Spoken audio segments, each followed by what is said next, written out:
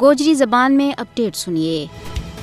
بھارت کا زیر تسلط جموں کشمیر کا عوام گزشتہ 75 سالوں تو بھارت کے غلامی میں زندگی کا دن گزارے آئے۔ یہ قضیو اقوام متحدہ کا ایجنڈا ور سب تو پرانو قضیو ہے۔ جنوبی ایشیا میں یہ واحد خطہ ہے جیت کا لوکانا آئی توڑی اپنا سیاسی مستقبل کا تعین کو موقع نہیں دیتو گیا۔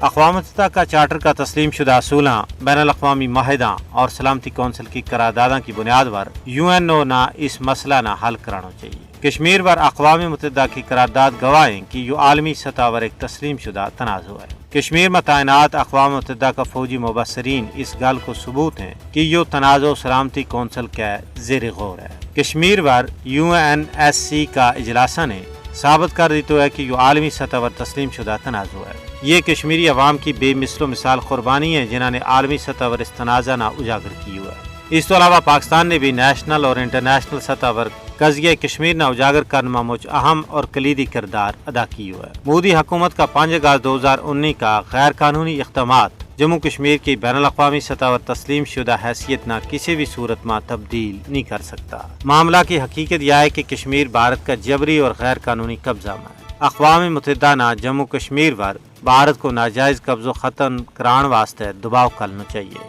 بھارت نہ بنگار کے یہ کہنا چاہیے کہ کشمیر اس کو اندرونی مسئلہ نہیں بلکہ ایک عالمی مسئلہ ہے۔ اگر اس مسئلہ نہ پرامن طور پر حل نہ کیا گیا تو یہ پختو و پامڑ نہ صرف جنوبی ایشیا بلکہ پوری دنیا واسطے ایک بڑی تباہی اور بربادی کو باعث بن جائے گا۔